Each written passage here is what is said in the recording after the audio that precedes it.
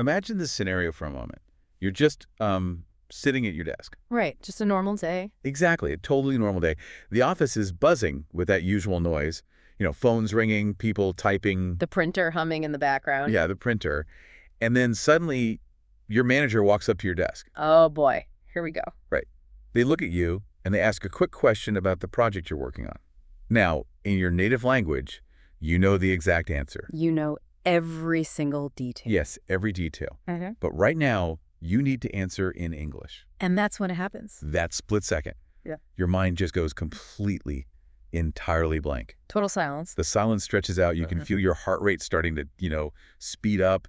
It's an incredibly stressful feeling, isn't it? It's the classic panic moment. I mean, we've all been there. It's awful. Why does that happen? Well, it's deeply tied to how our brains process information under pressure. What you're experiencing right there is massive cognitive overload. Cognitive overload. So it's like too much happening at once. Exactly. Your brain isn't just trying to find an English word. It's trying to translate your thought, monitor the social cues of your manager. Right. Making sure you don't look panicked. Yeah.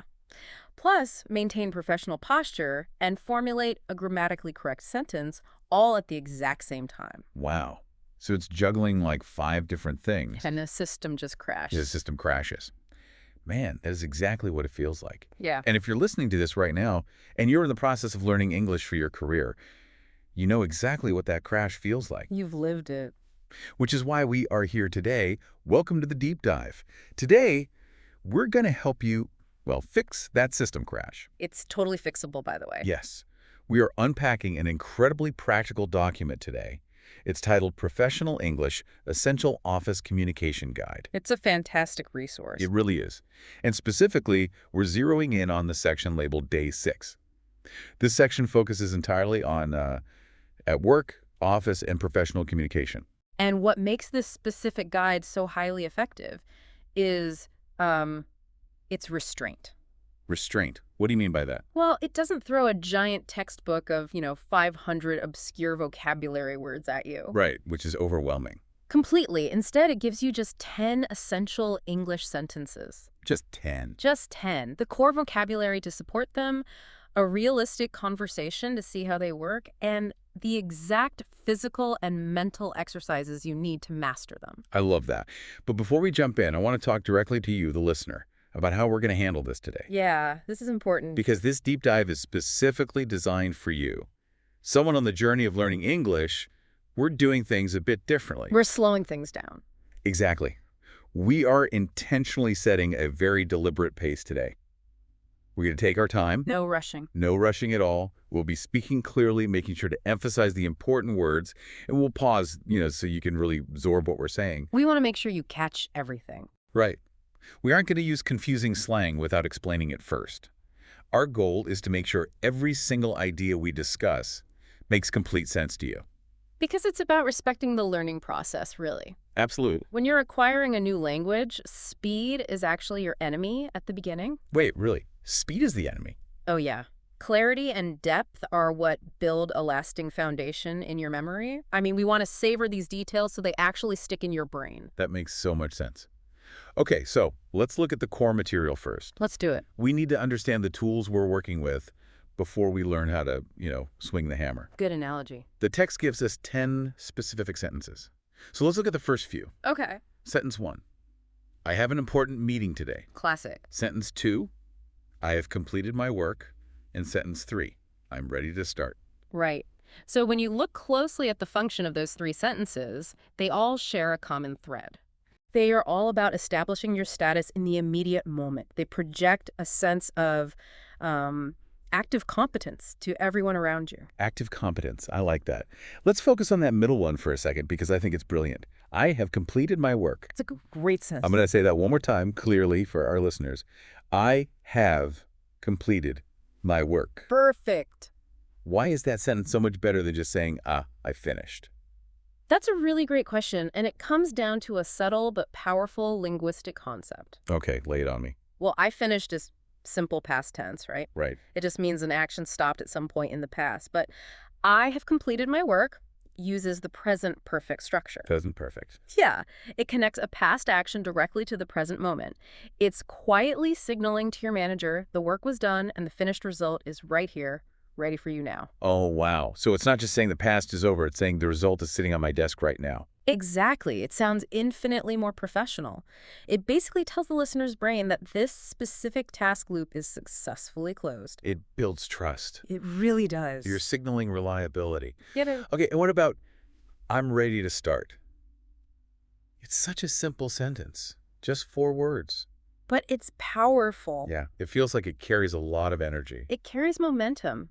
And in an office environment, momentum is everything. Right. When you say, I'm ready to start, you're not just confirming your physical presence, you're confirming your mental presence. You're dialed in. You're showing enthusiasm and engagement. It completely removes any friction for the person managing you. Okay, but now, what happens when we hit friction?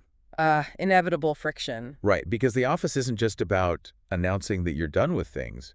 You have to ask for things. You have to admit when you don't understand things. And this is where it gets tricky. Exactly. This is where a lot of language learners just freeze up because they don't want to sound rude or incompetent. Nobody wants to look bad at work. True. But the guide gives us 3 sentences for this exact problem. Listen to the structure of these. Good. Please send me the document. Could you explain this again? And please give me a few minutes. The mechanism at play here is really interesting.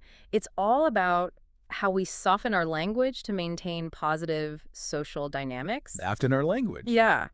In many cultures and in many native languages, a direct command isn't considered rude at all. Right. It's just efficient. Exactly.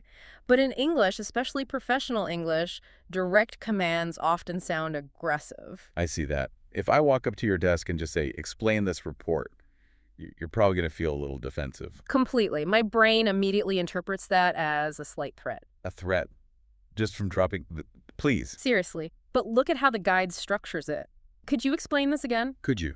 The word could is doing heavy lifting here. It's a modal verb, and it transforms a command into a polite request. So it's not an order anymore. Right. It gives the other person the illusion of a choice, which instantly lowers their defensive filters. That is so smart. Let me push back on that sentence, though. Go for it. Could you explain this again? If I'm a beginner in an English-speaking office, the last thing I want to do is admit that I didn't understand the boss. Oh, I hear this all the time. Right. Doesn't asking someone to explain something again make you look bad at your job? Doesn't it expose your weakness? It is completely natural to feel that way. But the reality of workplace psychology is actually the exact opposite. Really? The opposite? Yes. Asking for clarification actually protects your professional reputation. How so? Well, think about the alternative. You pretend you understand, right? You go back to your desk, you do the work incorrectly, and you end up costing the company hours of wasted time. Oof. Yeah, that's the real disaster. Precisely. Modern management theory heavily emphasizes something called psychological safety. Psychological safety, meaning it's safe to take risks. Basically, it means managers want team members who are confident enough to stop and say, could you explain this again? Because it prevents mistakes. Exactly. It shows you care more about getting the detail right than protecting your own ego. It's actually a hallmark of a highly competent professional. That makes a lot of sense. It's a protective mechanism, not a weakness. Exactly. And speaking of protection, let's talk about the sentence. Please give me a few minutes. Oh, a vital sentence. When I read that, I immediately picture that stressful scenario we talked about at the beginning. You know, the phone is ringing, an email is half written on your screen. And someone walks up and demands your attention. Yes. That sentence is your cognitive pressure release valve. Pressure release valve. I like that imagery. When someone interrupts you, your physiological stress response spikes. Your heart rate actually goes up. Because you're being pulled in 2 directions. Right. And if you try to switch tasks immediately, you'll likely make a mistake on both tasks. Because the brain can't pivot that fast. Exactly. Saying, please give me a few minutes does 2 crucial things. First, it acknowledges the person so they don't feel ignored. Which is polite. And second, it establishes a firm boundary, giving your brain the necessary time to safely close the current task before opening a new one. You're managing their expectations while protecting your own focus. That's exactly it. Speaking of managing expectations, the guide introduces a few more tools specifically for navigating time and working with others. Time management is huge. It is. Sentences like, I'll finish it before the deadline. Or, let's discuss this tomorrow. And then the highly positive one, that's a great idea. Let's discuss this tomorrow is an absolute masterclass in strategic deferment. Strategic deferment. Okay, you need to unpack that for us. Sure. So let's say it's 4:40 p.m. The end of the day. Right. You're experiencing cognitive fatigue, your brain has been making decisions all day and is simply out of fuel. The tank is empty. Then a colleague brings up a complex new problem.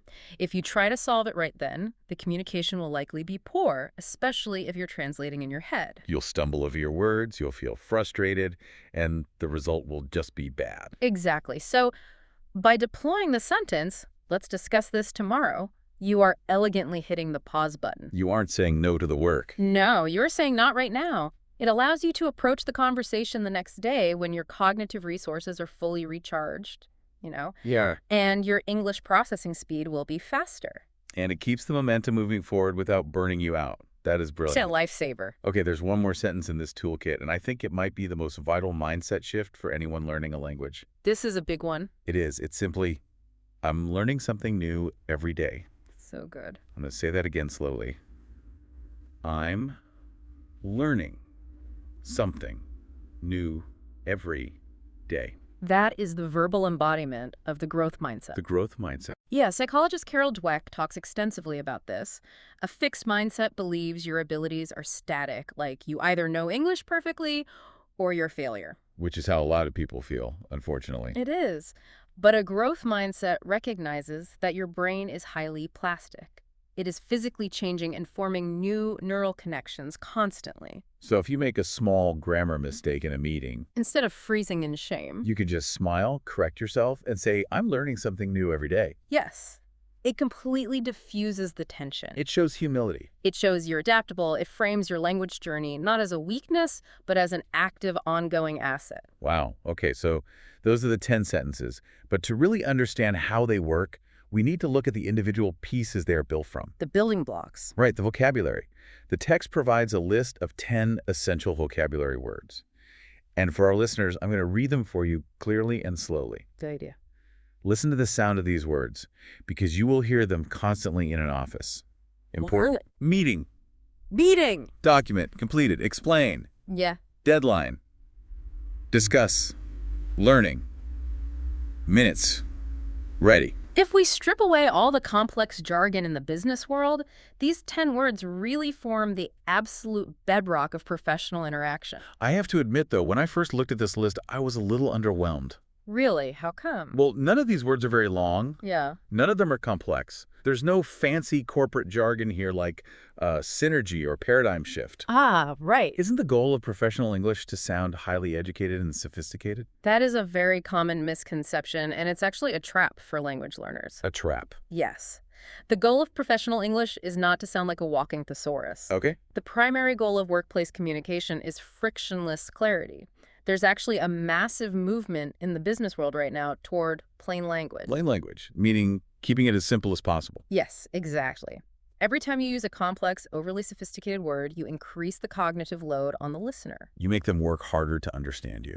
Right. If you say, I have finalized the execution of the primary objectives. Wow, that sounds exhausting. It is. You force everyone in the room to spend a few seconds decoding what you just said.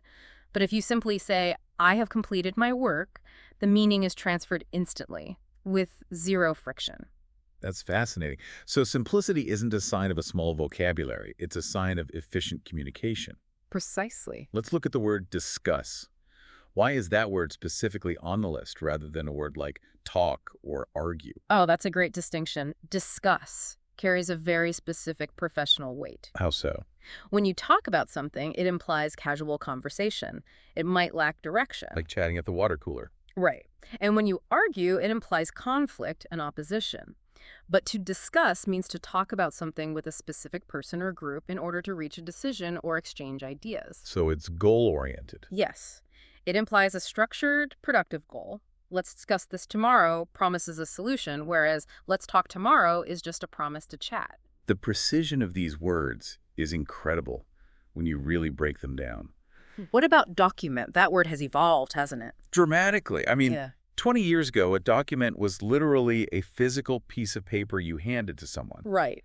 Now, it's a catch-all term for any digital file containing information. Yeah. A spreadsheet, a PDF, a presentation slide deck. They're all documents. Exactly. And understanding that document is a universal term saves you from having to know the specific vocabulary for every single software program your company uses. Oh, that is such a relief for a beginner. You don't need to say, please send me the Excel spreadsheet file. No, you just say, please send me the document. Simple and effective. Okay, so we've examined the sentences and we've analyzed the raw vocabulary that powers them. The foundation is set. But isolated words and sentences are just theoretical until they hit the real world. To see how they actually function, the guide provides a practice conversation. And this is where the theory becomes practical application. We're going to read through this short dialogue between person A and person B. Listen to how the sentences we just analyzed fit together in a natural rhythm. I'll be person A, you be person B. Sounds good. I'm ready. Good morning. Are you ready for today's meeting? Yes, I have completed my work. Great. Please send me the document. Sure, I'll send it right away. Could you explain this report again? Of course. Please give me a few minutes. That's a great idea. Thank you. Okay, scene. Now, on the surface, that looks incredibly basic. It does. But what we're actually looking at is a complex piece of social choreography. Choreography, like a dance. Exactly like a dance. In sociolinguistics, there's a concept called adjacency pairs. Adjacency pairs. Yeah, these are conversational turns that naturally go together. A question demands an answer. An offer demands an acceptance or a refusal. This dialogue demonstrates a perfect mastery of those pairs in a professional setting. Let's break that down for the listener. Person A starts with a clear question. Are you ready for today's meeting?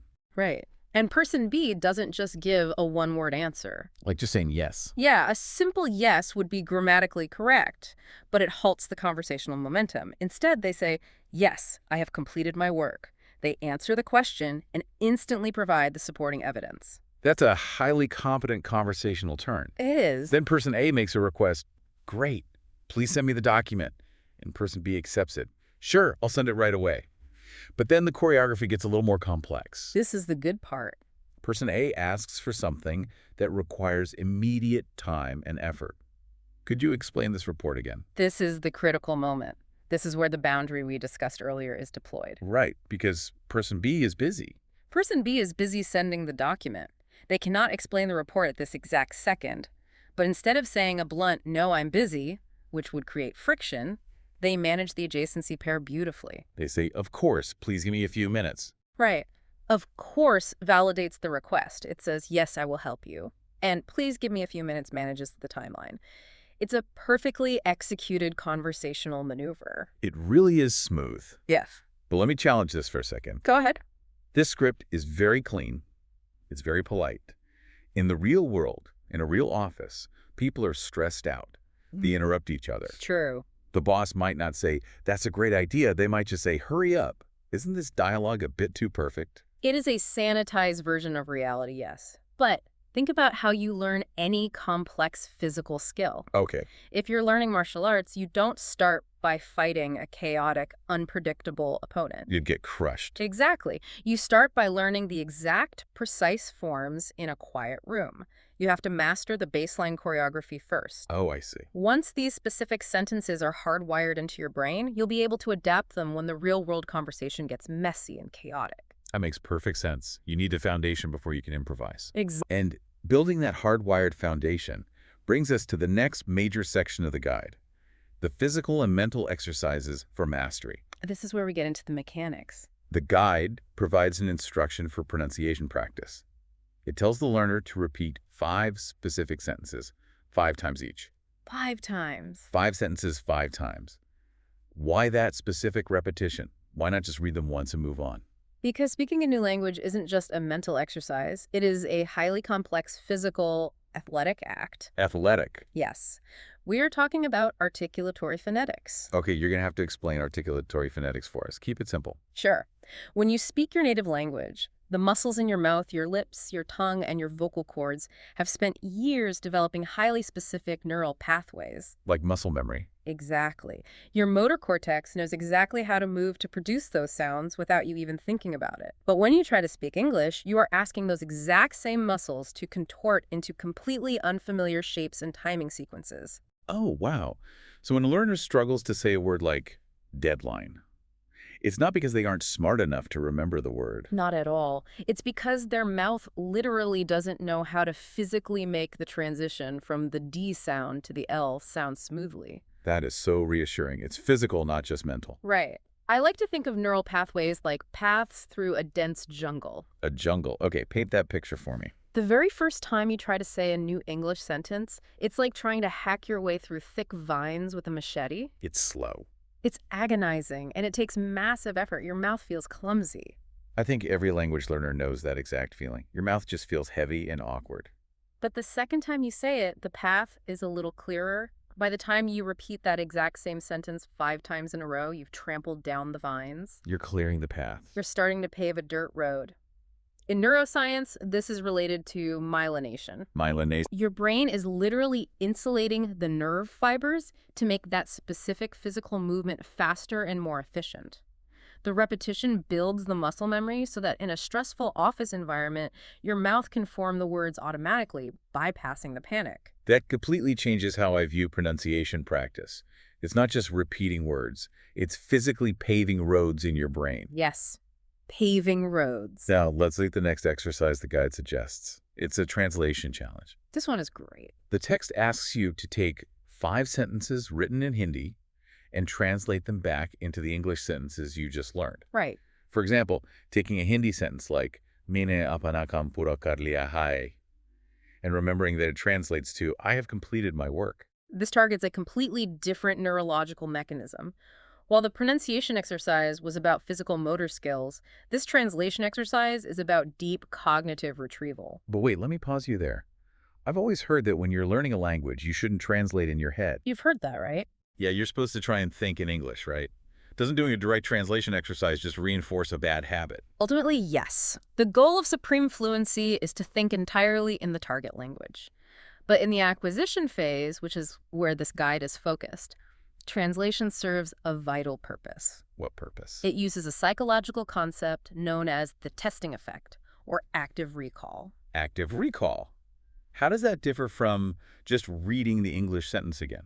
When you just read the English sentence, your brain is engaged in passive recognition. It's very easy. You look at it and your brain says, yes, I recognize that. Which feels good. It gives you a false sense of security. You think you know it, but you don't actually own it. It's like recognizing a face in a crowd, but not being able to remember their name. That is a perfect analogy, exactly. Right.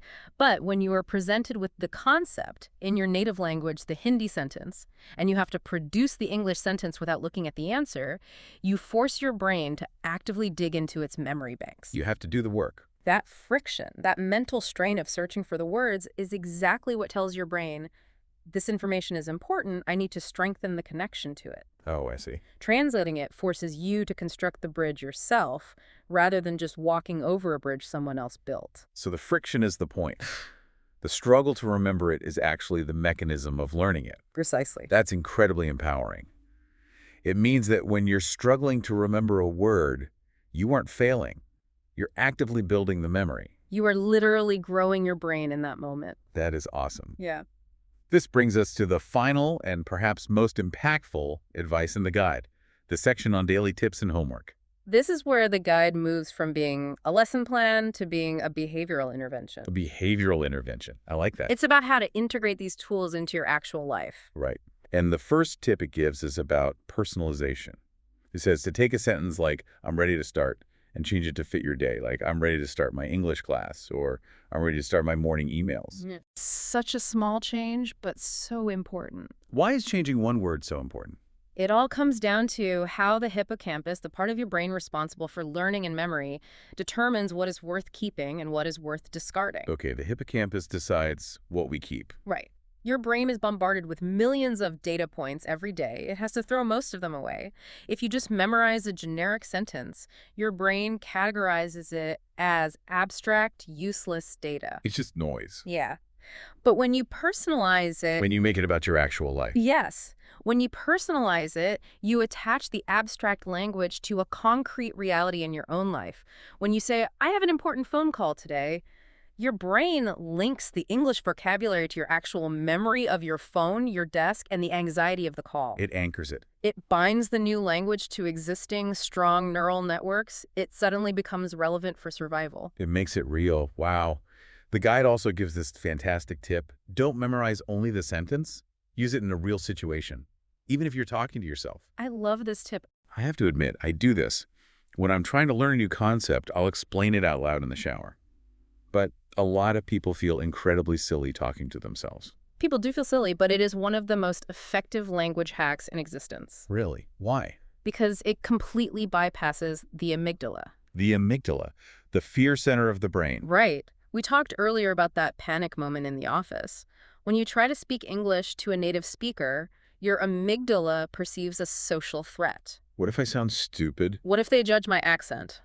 That fear response actually restricts blood flow to the language processing centers in your prefrontal cortex. You literally lose access to the words you know. That explains the blank stare. Exactly. So when you're alone in your car or in the shower and you talk to yourself out loud, The threat is gone. the amygdala is completely calm.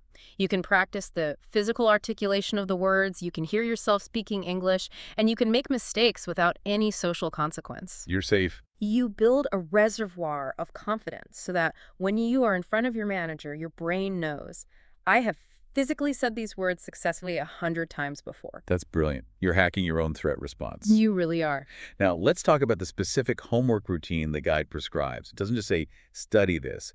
It gives a very specific It's schedule. very specific. It says to practice these 10 sentences 3 times a day, morning, afternoon, and buying her, before going to bed. What the guide is outlining there is a highly optimized system of spaced repetition. Spaced repetition.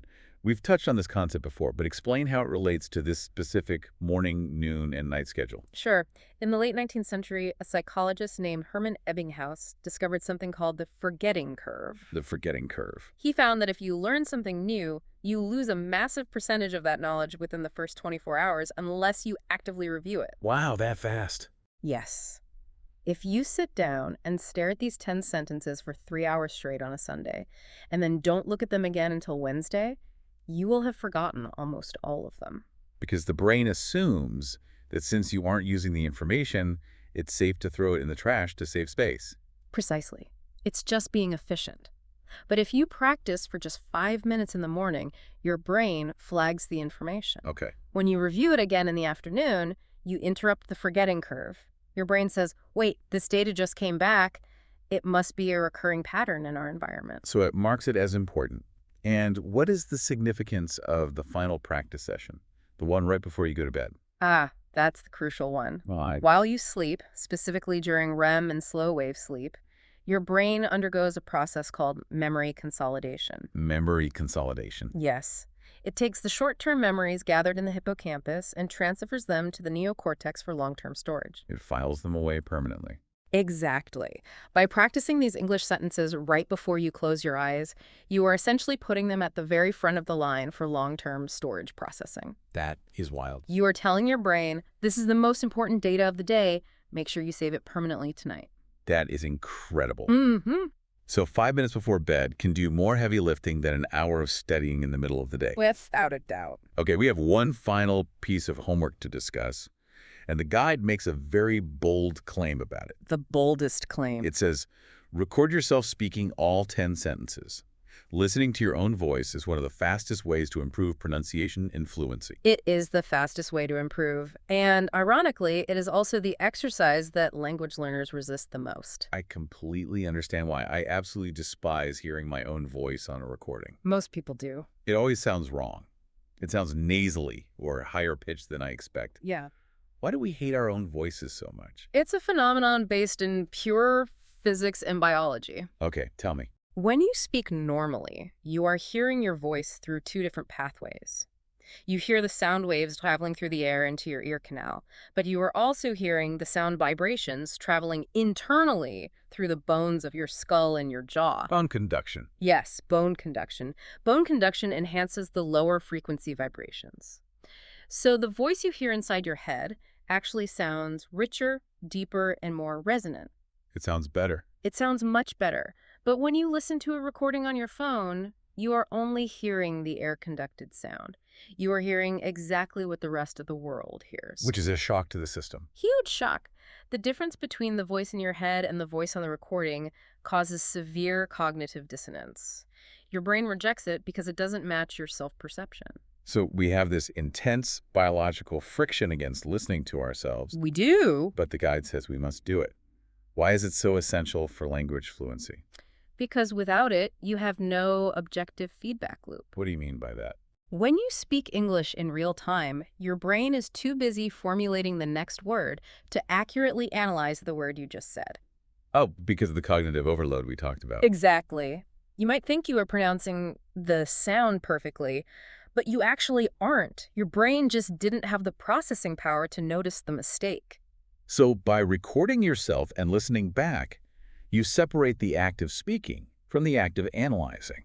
Exactly. You become your own teacher. When you listen to the playback, your brain is free to critically evaluate the sounds. Because it's not busy translating anymore. Right. You'll instantly hear, oh, my pacing on I have completed my work was great, but the word deadline was completely muffled. Get your own errors. It gives you targeted, precise data on exactly where your pronunciation is failing, allowing you to fix it immediately. It's like an athlete watching game film of themselves. Yes. You can't fix your form while you're swinging the bat. You have to watch the replay to see what your arms are actually doing. That's a perfect way to look at it. Pushing past the discomfort of hearing your own voice is the single biggest leap you can make in self-correction. That is just so practical. Well, we have covered a massive amount of ground today. We really have. We've taken just 10 sentences and unpacked the psychology, the neuroscience, and the linguistics behind why they work and how to master them. Let's briefly retrace our steps so our listeners can see the full architecture of what we've built. Good idea. We started with the realization that mastering professional English isn't about memorizing the entire dictionary. No, it's about strategic focus. Right. We looked at the 10 core sentences as tools. Tools to project active competence with, I have completed my work. Tools to protect your time and manage boundaries with, please give me a few minutes. And tools to manage cognitive load with, let's discuss this tomorrow. We also analyzed the 10 foundational vocabulary words, discovering that true business fluency relies on the frictionless clarity of plain language, not complex jargon. We saw how those words combine in the complex social choreography of an office conversation, learning how to smoothly handle adjacency pairs without causing social friction. And then we broke down the actual mechanics of learning, hacking a path through the jungle of articulatory phonetics by repeating sentences 5 times to build those myelinated motor pathways. We learned how the friction of active recall during translation actually signals the brain to strengthen memories. We discussed overriding the amygdala's threat response by talking to yourself out loud. We explored hijacking your sleep cycle through spaced repetition to ensure long-term memory consolidation. And finally, fighting cognitive dissonance by recording your own voice to create an objective feedback loop. It's an entire ecosystem of language acquisition contained in a very small, practical guide. It's incredibly dense, but so accessible. It means you have a highly practical, step-by-step toolkit that you can take into your office tomorrow morning. You don't have to wait until you are perfectly fluent to be an effective communicator. Not at all. You can use these specific tools to manage your day right now. And before we wrap up this deep dive, I want to leave you with a final thought, a challenge, really to explore on your own. Oh, I love a good challenge. What should they do? It builds on that final, uncomfortable homework tip about recording yourself. Okay, the dreaded voice recording. Yes. We know that recording yourself provides the ultimate feedback loop, and we've established that these 10 sentences cover a vast majority of the functional situations in a workday. Right. So tomorrow, when you finish work and get into your car or on the train to go home, pull out the voice memo app on your phone. I challenge you to record a 2-minute summary of your entire workday, but you are only allowed to use the 10 sentences and the 10 vocabulary words from day 6. Oh, wow. Only the day 6 toolkit. You have to weave the story of an 8-hour day using just those blocks. Yes, you just piece them together. I had an important meeting today. I have completed my work. Someone explained a document to me. I told them, let's discuss this tomorrow. It will force you to be creative. It will force massive active recall. And I bet it will be incredibly surprising. You might just realize that the massive, terrifying complexity of your office life can actually be perfectly managed, described, and navigated with a very small, very powerful set of tools. You don't need 1,000 words to be understood. You just need the right 10. The journey of learning a new language can feel overwhelming. It can feel like your brain is crashing. But by slowing down, focusing on the essential mechanics, and practicing deliberately, you take back control. You really do. You are building the roads in your mind, day by day, repetition by repetition. Keep practicing, keep talking to yourself, and we'll be right here to help you unpack the next toolkit soon.